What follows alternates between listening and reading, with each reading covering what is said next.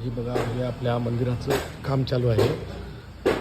गावदेवीचं मंदिर आहे, पनवेलच्या जवळ आहे गाव. तर अशा प्रकारे आपण तसलं प्लास्टर केलेलं आहे. अशा प्रकारे आपण सगळे फरम्यामध्ये कॉलम उभा करून भरलेले आहेत. त्याची साईज आहे 1x1ची मधून स्टीलची, आणि बाहेरचा एरिया हा जवळपास 24 इंचाचा येतो. आणि हे सगळे कॉलम आपण असेच सेम डिझाईनमध्ये भरलेले आहेत. आता वर डोमाचं काम चालू झालेलं आहे, प्लास्टर पूर्ण केले.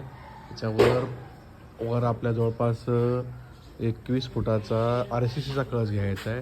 हे सगळे आरसेचे बांधून थोपिलेले आहेत सगळे आरसे. हे बघा, हे अशा प्रकारे हे जवळपास काम आता आटपत आलेलं आहे. कटडे बांधून झालेत खालचे सगळे.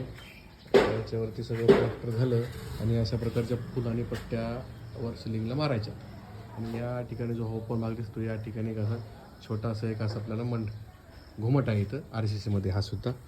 तर अशा प्रकारे आपल्याकडे हेड्डा आहेत. आता हे समोरचे 2 कॉलम असत राहिलेत, हे गावाला येण्यापर्यंत नंतर भरायला सांगितले. हे आता हे अशा प्रकारचे 2 डाय आपण या ठिकाणी भरून घेणार आहोत.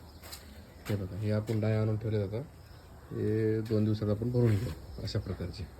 मला एकदा मंदिर बाहेरून दाखवतो. हे सगळं बाहेरून बघा, लक्ष येईल तुमच्या कसं काम चालू आहे ते. हे बघा, ते महिरपला प्लास्टर मारले वर, असं हे RCC काम चालू आहे अशा प्रकारचं. वर RCC घुमट घेतोय आपण सगळं. कारण कोकणामध्ये इटाच्या बांधकामात मंदिर बांधले की लिकेज व्हायचे प्रॉब्लेम भरपूर आहेत. त्यामुळं काय होते की आपलं नाव खराब होते, मार्केट डॅमेज होते. म्हणून आपण जे काही डिझाईन आहे ती सगळी डिझाईन आपण या ठिकाणी ह्याच्यावरती करतोय. आपण सगळी RCCमध्येच करतोय. त्याला जी काही डिझाईन आहे ती बाहेरून इटत करता येईल. हे बघा, अशा प्रकारचे आहे ते सगळे कॉलम.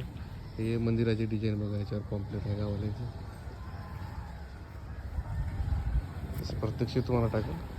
हे बघा, हा आपला छोटासा व्हिडिओ बनवण्याचा प्रयत्न होता. तर कुणाचं नवीन मंदिर बांधकाम करायचं असेल तर आवर्जून आम्ही खालील दिलेल्या स्क्रीनवर दिसणाऱ्या नंबरवरती कॉन्टॅक्ट करून तुम्ही मंदिराचे काम देऊ शकता आम्हाला. त्या ठिकाणी आम्ही काम केले, तुम्ही प्रत्यक्ष येऊनसुद्धा ते काम बघू शकता. धन्यवाद.